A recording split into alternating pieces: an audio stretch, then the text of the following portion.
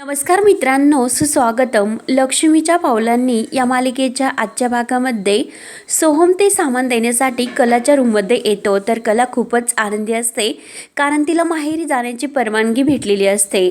सोहम विचारतो की वहिनी, आज तर क्या बात आहे की आज बडी खुश दिख रही है. तेव्हा कला ही हसून म्हणते, अरे विशेषच आहे कारण लग्नानंतर पहिल्यांदा मी आईवडिलांच्या घरी आईबाबांकडे जाणार. तेव्हा ते ऐकून सोहम सुद्धा खुश होतो आणि इसी बात पर तुझा हा आनंद द्विगुणित असे त्याला म्हणायचे असते, परंतु तो अडतो आणि डबल करतो असे तो म्हणतो. तेव्हा कला म्हणते की अरे द्विगुणी, आणि त्या सामानाच्या पिशव्या तो कलाच्या हातामध्ये देऊन तुझ्यासाठी हे सरप्राईज आहे.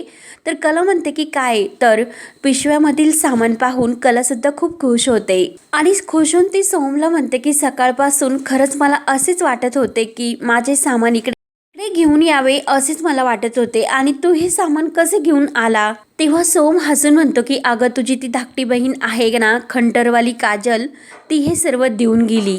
तेव्हा कला हसते. तर सोहम म्हणतो की खरंच ती डेंजर आहे, कायम काही ना काही करत असते आणि ती चांगली सुद्धा आहे, तुझी खूप काळजी करत असते आणि तिला माहिती होते की तू हे सर्व रंग मिस करत असतील म्हणून तिने हे सर्व पाठवून दिले. कला खुश होऊन म्हणते की माझा गुंडा. आणि सोहम, बरे झाले की तू हे सर्व घेऊन आला कारण वेळ कसा घालवायचा हेच मला कळत नव्हते आणि मला राहवत सुद्धा नव्हते की वेळ कसा घालवायचा, परंतु जेव्हा आवडीचे काम आपण करण्यासाठी हातामध्ये घेतो तर वेळ कसा जातो हे तर कळत सुद्धा नाही. तेव्हा सोहम म्हणतो की वहिनी, काय हवं असेल काय नको असेल ते मला सांगत जा, मी सर्व तुझे काम व्यवस्थित करून देत जाईल. तेव्हा सोहम जायला निघतो. तर कला त्याला थँक्यू म्हणते आणि तू खरंच खूप महत्त्वाचे काम आज माझे केल्याचे सुद्धा म्हणते. सोहम म्हणतो की वहिनी, आता तू आरामात हे सर्व काम कर, आणि एकमेकांना ते डन करतात आणि सोहम बाहेर निघून जातो आणि कला त्या पिशवीतील सर्व सामान चेक करून आता सर्व सामान आले आणि उद्या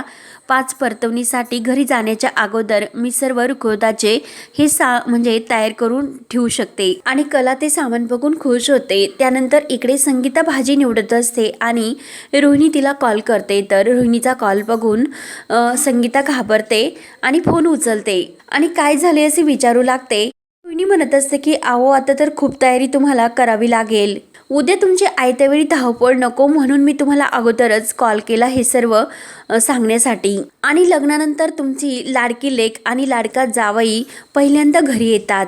ते ऐकून संगीता तर खुश होते आणि तर विहीनबाई यांनी कसे येऊन दिले असे विचारते. तर रोहिणी म्हणत असते की हो, सरोज वहिनीने अगोदर तर बंदी घातली होती, परंतु आमचे आबा आहे ना, गोष्टी ह्या चांदेकरांच्या चालत आलेल्या परंपरा आणि रूढीप्रमाणेच त्यांना करायच्या असतात, म्हणून त्यांनी सांगितले कला आणि अद्वैतला 5 परतवणीसाठी पाठवायला, आणि हा चान्स आहे रिलेशन नीट करण्याचा. मी तुम्हाला जे सांगते ते तुम्हाला समजते का. तर संगीता खुशून म्हणते की हो आत्याबाई, तुम्ही खरंच खूप चांगले आहात, तुमचे आभार कसे मानू तेच मला कळत नाही, आणि खूप चांगली बातमी तुम्ही दिली. तर रोहिणी म्हणत असते, शेवटी मला जी माहिती मिळते मी तुम्हाला सांगते, आणि आईवडिलांची आपल्या लेकीसाठी काय इच्छा असते फक्त ती सुखात राहावी, आणि मी येते असताना तुम्ही कलाची अजिबात काळजी करू नका. बाकी कोणी माणुसकी सोडली असेल, परंतु काय आहे की मी अजून माणुसकी सोडलेली नाही. संगीता म्हणते की हो, खरंच तुम्ही खूप मोठ्या मनाच्या आहात. तर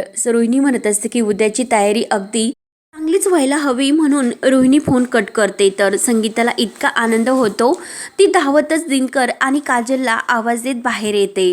दिनकर आणि काजल बाहेर येतात, विचारतात की अगं संगीत, तुला काय झाले. तेव्हा संगीता म्हणते की उद्या आपल्या घरी कोण येणार हे माहिती आहे का. तर काजल म्हणते की अगं कोणी मंत्री येणार असेच तू सांगते. संगीता म्हणते की अगं मंत्री सोड की वाजंत्री आण, कारण आपली कला आणि अद्वैतराव घरी येतात. ते ऐकून दिनकर आणि काजलला तर खूप आनंद होतो. तर नैना सुद्धा तेथे आलेली असते आणि हे सर्व ऐकून तिला तर धक्काच बसतो. काजल तर डान्सच करायला लागते. तर नैना म्हणते की कशाला, आणि मम्मा तू फोन कर आणि त्यांना सांग की इकडे येऊ नका. तेव्हा संगीता रागाने म्हणते, या घरामध्ये कोणी यायचे आणि कोणी यायचे नाही हे सांगणारी तू कोण ग. नैना म्हणते की अगं मम्मा, असे काय करतेस, जरा लॉजिकली विचार कर की ते पहिल्यांदा आपल्या घरी येणार आणि मी इकडे राहते, ते दोघे इकडे आले तर मी काय करू? संगीता म्हणते की हो बरोबर, हे तर माझ्या लक्षात नव्हते. आणि तू एक काम कर, तू बॅग भर आणि ताईडीकडे निघून जा. नैना म्हणते की हा सर्व नॉनसेन्सपणा आहे, ते येणार म्हणून मी माझ्याच घरातून बाहेर जायचे का? आणि मी हे सर्व नाही करू शकत, असे स्पष्ट शब्दात ती उत्तर देते. तर संगीता म्हणते की विसरलीस का, तुझा बघण्याचा कार्यक्रम होता तेव्हा माझी कला कशी गुपचूप लपून बसली होती. तुझ्या पायी स्वतःची ओळख सुद्धा तिने लपवली होती. तेव्हा काजल सुद्धा नयनाला म्हणते की आता स्वतःपुरते वागायचे सोडून दे आणि तू हे सांगणारी कोणी राणी नाही आणि हे समजले असेल तर आता बास कर. तेव्हा नैना सुद्धा काजलवर चिडते आणि नको तेव्हा मला अक्कल पाजायची भाषा करत नको जाऊ. तर संगीता नैनावर ओरडते, नको तेव्हा बोलत असते आणि त्या कलाने आपल्या घराची इज्जत वाचवली. तू पळून गेली होती तोंड काळे करण्यासाठी, तेव्हा ऐन वेळेस ती लग्नासाठी उभी राहिली. जास्त बोलू सुद्धा नको आणि मला सुद्धा बोलायला लावू नकोस. बॅग भर आणि निमूटपणे तिकडे तायडीकडे चालती हो. तेव्हा नयनाला राग येतो आणि ती रूममध्ये निघून जाते. दिनकर संगीताला समजावतो की हे सर्व सोडून दे, कारण अद्वैतराव पहिल्यांदा घरी येतात, मग तयारी करायला नको का?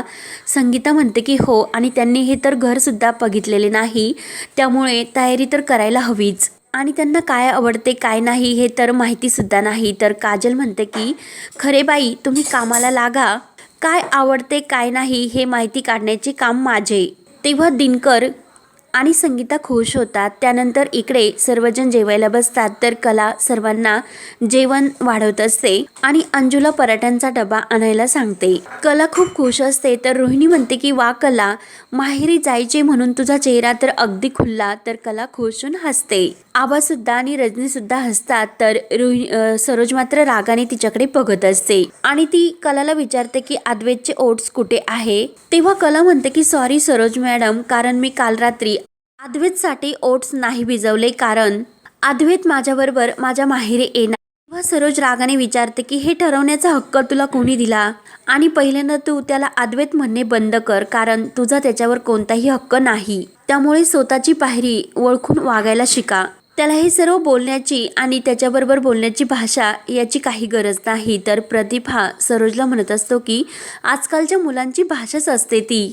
तर सरोज रागाने प्रदीपला म्हणते की माझ्या मुलाच्या बाबतीत काय ठरवायचे काय नाही तो अधिकार कुणाला नाही, अगदी तुम्हाला सुद्धा, ते मी ठरवणार. आणि कलाला म्हणते की तू सुद्धा त्याच्या पुढे मागे करायची गरज नाही. त्याला आवाज देण्याची वेळ जर आली तर आहो अद्वैत साहेब असे म्हणायचे. तेव्हा आबा म्हणतात की सरोज, कला या घरची सून आहे, मग ती अद्वैतला अद्वैत साहेब असे का म्हणेल? रोहिणी सुद्धा म्हणते की सरोज वहिनी, आजकालच्या पिढीमध्ये हे आहो जाओ कोणी करत नाही. ते रजनी आणि तुझ्या पिढीमध्ये ठीक होते, परंतु स्वतःच्या हक्काच्या नवऱ्याला कला ही आहो साहेब असे म्हणेल, खरंच हे जोकच आहे. तेव्हा सरोज म्हणते की रोहिणी, मला नको त्या गोष्टीमध्ये जोक नकोय. मी पहिल्याच दिवशी सांगितले होते की मला हे लग्न मान्य नाही, त्यामुळे तो विषय सुद्धा आता माझ्यासमोर नको. रोहिणी काही गप्प बसत नाही आणि सरोजला म्हणते की तुला हे कितीही मान्य नसले तरी अद्वैतला कलासोबत तिच्या माहेरी जावेच लागेल, कारण ती त्याची सासरवाडी आहे आणि त्यांनी सुद्धा त्यांच्या जावयाचे लाड करण्यासाठी खूप तयारी सुद्धा केली असेल. आणि हो की नाही कला? आणि पुन्हा म्हणते की अगं कला, माझ्या लक्षातच नाही, कारण तुला तर ते कसे माहिती असणार, तुझा आणि त्यांचा तर कॉन्टॅक्ट नाहीच. परंतु मी सांगते की त्यांनी तयारी केलीच असेल. लग्न मनाप्रमाणे झाले किंवा मनाप्रमाणे नाही झाले, अद्वैतला पाच परतवणीसाठी तिथेच जावे लागणार होते ना. त्यानंतर इकडे नैना चहा घेत असते आणि ती काही बॅग भरत नाही. तर संगीता स्वतःहून तिची बॅग भरते आणि बाहेर आणून देते आणि आत्ताच्या आत्ता तू तायडीकडे चालती हो असे म्हणते. अद्वैतराव आणि कला वाटत असतील ते केव्हा सुद्धा येऊ शकतात. आणि तेवढ्यात सुकन्या येते. तर सुकन्याला पाहून संगीताला आनंद होतो आणि जावई बापू पहिल्यांदा या घरी येतात आणि त्यांनी हे घर सुद्धा पाहिलेले नाही आणि रीतिरिवाज सुद्धा खूप असतात. आणि श्रीमंत लोकांमध्ये काय पद्धती असतात हे फक्त तूच सांगू शकते. तर सुकन्या म्हणत असते की अगं तू कशाला टेन्शन घेते, मी आले ना, आपण सर्व काही व्यवस्थित करूयात. आणि सुकन्या ही नयनाला म्हणते की तू माझ्या घरी निघतेस ना, तू तिकडे जाणार म्हणून मी तिकडे अगोदर सांगून ठेवलेले आहे. तर नयना म्हणते की नाही, मी कुठेही जाणार नाही. तेव्हा संगीता तिला रागाने म्हणते की तुला विचारलेले नाही, गुपचूप बॅग भरलेली आहे ती घेऊन चालती हो. तेव्हा नैना चिडते आणि काय कटकट लावली, त्या कलाला घरी यायचे तर तिला येऊन द्या, त्या अद्वैतला येण्याची काय गरज होती. तर संगीता नैनावर भडकते. तर सुकन्या म्हणते की तुम्ही दोघी शांत व्हा आणि नैनीला म्हणत असते की हे लग्न कोणत्या परिस्थितीत झाले हे तर तुला माहितीच आहे. तू परक्या घरी जात नाही, माझ्याच घरी जाते, त्यामुळे तिकडे जाऊन तू छान मस्त आराम कर. आणि संगीताला म्हणते की तू सुद्धा चिडचिड करू नकोस, जावई बापू पहिल्यांदा आपल्या घरी येतात, त्यामुळे आपण मस्त तयारी करायला नको का. आणि संगीता नैनीला म्हणते की उठ. आणि तेव्हा नैना ही बॅग उचलते आणि तेथून निघून जाते. तर दिनकर म्हणतो की या पोरीचे कसे होणार तेच माहिती नाही. आणि नैना ही रिक्षामध्ये बसून सुकन्याच्या घरी निघून जाते. त्यानंतर इकडे प्रदीप म्हणतो खूप छान पोहे झाले आणि पुढच्या वेळेस हिरव्या मिरचीच्या ऐवजी मसाला मिरची किंवा मिरचीचं लोणचं घाल, काय मस्त चव येते अफलातून, असे कलाला सजेशन देत असतो. तर कला म्हणते की ओके सर. तेव्हा प्रदीप म्हणतो की मला सर वगैरे म्हणायची गरज नाही, ते मला आवडत नाही, तू मला फक्त बाबा म्हटले तर मला ते चालेल. तर सरोज रागाने प्रदीपकडे बघू लागते आणि कला तर खूपच खुश होते. तेव्हा रागाने सरोज मनात म्हणत असते की आसपासच्या लोकांचे भान सुद्धा या माणसाला नसते. आणि अंजूला रागाने विचारते की अद्वैतची जिमची बॅग भरली का. तर अंजू नाही बोलते. तेव्हा सरोज म्हणते की का. तेव्हा अंजू म्हणते की अद्वैत साहेब तर कलाताई सोबत जाणार म्हणून मी नाही भरली बॅग. तर सरोज रागाने म्हणते की तुला हा आगाऊपणा कोणी करण्यासाठी सांगितला होता, माझा मुलगा त्यांच्या घरी जाणार नाही. तर तेवढ्यात अद्वैत तयार होऊन बाहेर येतो आणि सरोजचे बोलणे ऐकतो. तर सरोज रागाने अंजूला म्हणते की त्याचे ओट्स तयार ठेव आणि आनंदला त्याची जिमची बॅग भरण्यासाठी सांग. तेव्हा रजनी ही अद्वैतला विचारते की तू पिढीवर जातो, मी तुझ्यासाठी कॉपी सांगते. तर अद्वैत म्हणतो की नाही की त्याची गरज नाही आणि मी खऱ्यांच्या घरी चाललोय असे म्हणतो. तर सरोजला धक्का बसतो आणि काय म्हणून सरोज खूप भडकते. त्यानंतर इकडे संगीता सुकन्याला म्हणत असते की अगं अद्वैतला हे घर सुद्धा माहिती नाही, त्यांच्या काय आवडीनिवडी असतील, मी आता काय करू, कसे आवरू हेच कळत नाही, म्हणून तिला टेन्शन येत असते. तेवढ्यात सोहम येतो आणि काकी काळजी करू नका, मी आहे ना असे म्हणतो. तर संगीता म्हणते की हो हा आहे ना. आणि तेव्हा तिच्या लक्षात येते की हे सोहमराव आहे आणि लगेच ती उठते आणि सोहमराव तुम्ही येते म्हणजे अद्वैतराव जावईराव आले का असे विचारते. सोहम म्हणतो की काकी काळजी करू नकास, ते अजून नाही आले. तर संगीता टेन्शनने म्हणत असते की ते केव्हा पण येतील आणि तयारी तर करावीच लागेल. काजल म्हणते की आई त्यांना काय आवडते काय नाही हे माहिती करण्यासाठीच मी सोहमला येथे बोलावले. तर सुकन्या सोहमला बघून खुश होते आणि तुम्ही दोघे साफसफाईचे बघा, मी आणि संगीत तोपर्यंत स्वयंपाकाची बघतो, म्हणून त्या दोघी किचनमध्ये जातात. तेव्हा सोहम काजलला म्हणतो की अगोदर भावा भावा म्हणणे बंद कर. तर काजल म्हणते की चल मित्रा, तिच्या लाडक्या जावईला काय आवडते काय नाही याची यादी करूयात. आणि ते दोघे तयारीला लागतात. तर इकडे आबा म्हणत असतात की अद्वैतने स्वतःने हे ठरवले, त्यामुळे सरोज तू विरोध करू नकोस. आणि अद्वैत कलाला म्हणतात की सासूरवाडीला तुम्ही पहिल्यांदा चाललात, त्यामुळे मोकळ्या हाताने जाऊ नका, काहीतरी मिठाई भेटवस्तू वगैरे घेऊन जा. कला अद्वैतला विचारते की अद्वैत साहेब निघायचे का. तर सरोज रागाने तिच्याकडे पाहू लागते. तेव्हा अद्वैत म्हणतो की स्टॉप इट आणि गुपचूप तुम्हाला अद्वैत म्हण, हे साहेब साहेब नवीन काय सुरू केले म्हणून तो कलावर रागवतो. तर आबा प्रदीप रजनी यांना हसू येत असते आणि सर्वजण आतमध्ये निघून जातात. तर कला आणि अद्वैत निघून जातात. तर रुनी ही मुद्दाम सरोजला म्हणत असते की सरोज वहिनी ऋतू तर बदलायला लागले, कारण अद्वैत आता कलाला अद्वैत म्हणायला सांगतो आणि तू तर कलाला अद्वैत साहेब म्हणायला लावते. ते बघ तुझा मुलगा सुद्धा आता तुझे काही ऐकत नाही. तर सरोज रागाने जाते. त्यानंतर इकडे सिग्नल लागल्यामुळे गाड्या थांबलेल्या असतात. तर एक बाई चाफ्याची फुलं विकण्यासाठी अद्वैत आणि कलाच्या जवळ येते आणि चाफ्याची फुलं घेता का असे विचारते. तर कलाला चाफ्याची फुलं खूप आवडतात. तेव्हा अद्वैत म्हणतो की आम्हाला ती फुलं नको आहे. तेव्हा ती बाई म्हणते की नवीन लग्न झालेली दिसते आणि इतकी सुंदर बायको असताना तुम्ही तिच्यासाठी चाफ्याची फुलंसुद्धा घेत नाही असे अद्वैतला म्हणते. आणि इतक्या मोठ्या गाडीतून तुम्ही फिरता, बायको जर खुश असेल तर सर्व घर खुश असेल, म्हणून तुम्ही ही फुले घ्या म्हणून ती बाई आग्रह करते.